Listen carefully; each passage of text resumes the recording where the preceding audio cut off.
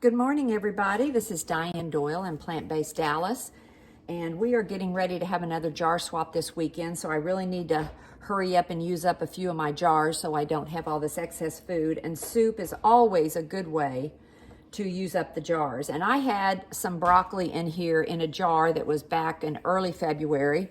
Still is fine. I can smell a little bit of sulforaphane, but that's okay. So I wanted to make some broccoli soup, but I didn't have much broccoli. I only had about a half a cup. So I've got broccoli in here. I added cauliflower. I added some sliced Brussels sprouts. Let me get something so that I can point to this.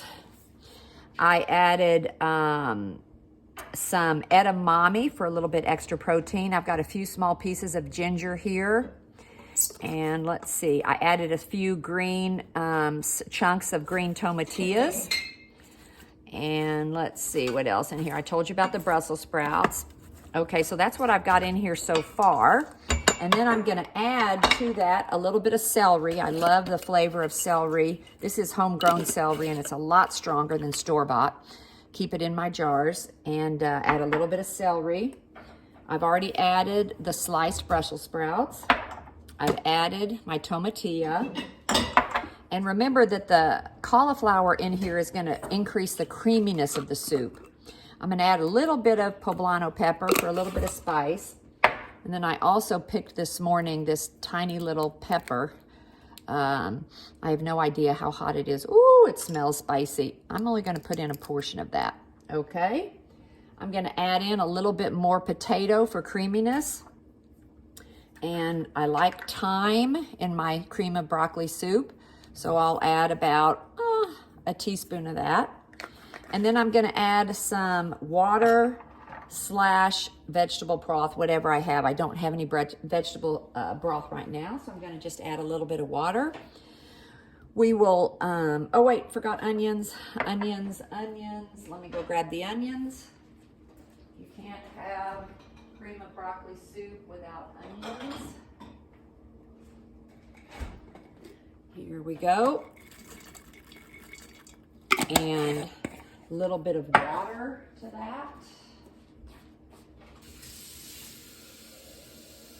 And I'm not going to add a whole lot of water right now because I can always add more water to it when I'm pureeing it.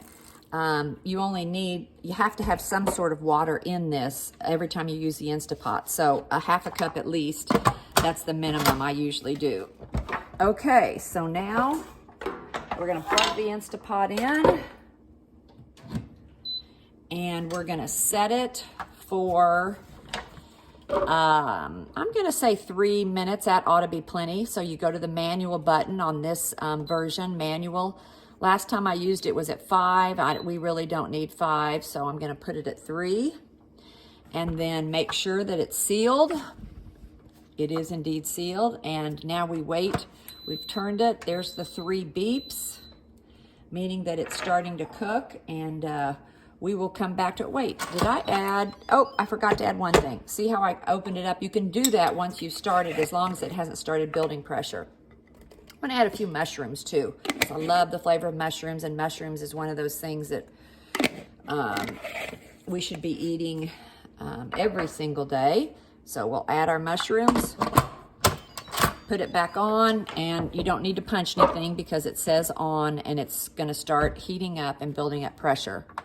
The way the Instapot works is you have the liquid in there, it starts to heat up. As it's heating up, it's building up pressure inside the closed container. And once it builds up enough pressure, it will push this stopcock up. It'll hold the pressure and will cook for the amount of minutes that you have. Remember, whenever you're doing fresh veggies, they don't take much cooking at all. The beans and grains take a lot longer, so this just needs a couple, 3 minutes. Okay, we'll be right back. Okay, we're back, and I did add one more thing after we went off camera. I added a large clove of garlic because I forgot to do that. So here we go. Here's all the vegetables that are cooked, and I'm going to just put them inside the Blendtec blender, and we're gonna puree all of this together. If you want a little bit of richer soup, you're welcome to add a few cashews or almonds or whatever nut you have at home, and that will make it a little bit richer, but it's going to be nice and creamy, and with a little bit of tad bit of salt and pepper, maybe a little bit of lemon juice. This is going to be a delicious soup. Remember, we've got the edamame in there.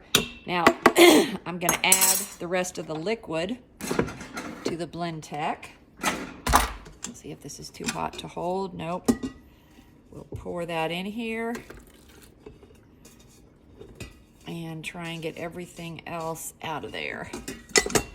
Okay, I'm going to go blend this, and I'll be right back. Okay, here we go. We finished blending it. And let's taste it. I add a little bit of salt and pepper. And I did end up throwing in the rest of that hot chili pepper, so we'll see if I overdid it. Oh, that's good. A little bit of kick there due to that jalapeno, but oh, delicious flavor. I love the flavor of the tomatilla in here. I can taste that.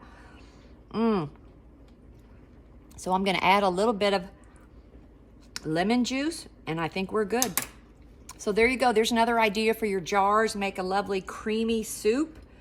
And y'all have a wonderful day, and we'll see you all and talk to y'all later. Bye-bye.